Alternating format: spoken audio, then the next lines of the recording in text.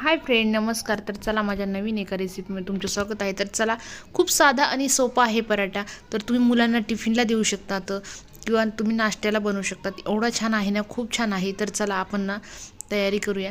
तर हा ना गव्हाचं पीठ आहे, जे आपण पोळी बनवतो ते पीठ आहे. तर बघू शकता तुम्ही, एवढं छान ना पीठ आहे. मऊ पीठ आपण जे पोळीला बनवलेलं आहे तेच पीठ आपण एक घेतलेलं आहे. एका पोळीचं मी पीठ घेतलेलं आहे. ह्यावरती ना मी बारीक कट करून ना बटाटा घेतलेला आहे.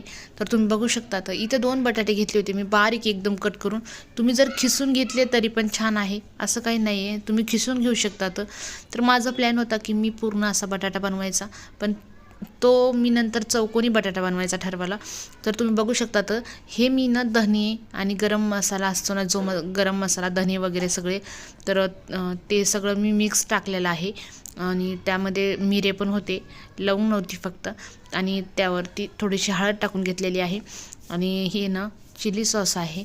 तर तुम्ही बघू शकता, तर चिली सॉस म्हणजे आपली मिरची, जाड मिरचीचं चिली सॉस बोलतात ते. मीठ टाकून घेतलेलं आहे चवीनुसार, कारण मी ह्यामध्ये मीठ टाकलेलं नव्हतं कशातच. आणि 1 चम्मच ना तेल टाकून घ्यायचं. एवढं छान लागतं ना, खूप छान लागतं. आणि ह्यावरती कोथिंबीर नव्हती माझ्याकडे, तर तुम्ही कोथिंबीर यावर ॲड करू शकता. तर कोथिंबीर नसल्यामुळं ना, तर कोथिंबीर मी खूप बघितली होती, पण कोथिंबीर भेटलीच नव्हती, म्हणून मी ती बिगर कोथिंबीरचं बनवलं होतं. एवढं छान होतं ना, हे खूप छान होतं. ज्याला कोथिंबीर नसेल आवडत ते नका टाकू, असं काही नाही आहे. पण एवढं छान बनतं ना, खूप छान बनतं. तर मी हे नेहमी बनवत असते मुलांना टिफिनला वगैरे. खूप आवडतं आमच्या घरी टिफिनला वगैरे मुलांना, आणि खूप आवडीनं खातात हे मुलं. आणि काहीतरी नवीन खाल्ल्यासारखं पण वाटतं आणि झटपट होतं पण. तर बघू शकता तुम्ही, 10 मिनटाच्या आत मी करून खाऊ घातलं. बघा एवढं छान मुलांसाठी. तर मुलं मोठे सर्वांना खूप आवडेल, एवढं छान आहे हे. तर चटपटीत आहे आणि काहीतरी नवीन पण वाटतं, छान आहे. तर चला, तुम्ही नक्कीच असं बनवा. आणि माझ्या रेसिपी बघण्यासाठी माझ्या चॅनलला नक्की सबस्क्राईब करा. तर माझ्या नवीन नवीन तुम्हाला रेसिपी बघायला भेटतील. तर चला, याला ना मी आता कट करून घेतलेला आहे. थंड झालेलं आहे हे, तर मी याला ना कट करून घेतलेलं आहे. तर बघा तुम्ही, याला मी कट करून घेतलेला आहे भाग असे. तर 4 भाग केलेले आहे. बघू शकता तुम्ही, इतका छान मसाला आहे ना यामध्ये झालेला, आणि खूप छान लागतं हे. तुम्ही एक वेळेस बनवलं ना, तुम्ही नेहमी बनवायला लागतात. एवढेच छान लागतात ना हे, खूप छान लागतात.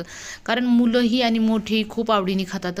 यासोबत तुम्ही दहीही खाऊ शकता, असं काही नाही आहे. दही तुम्ही, माझ्याकडे दही नव्हतं आणलेलं मी, कारण आमच्याकडे दह्यापेक्षा हे जास्त आवडतं.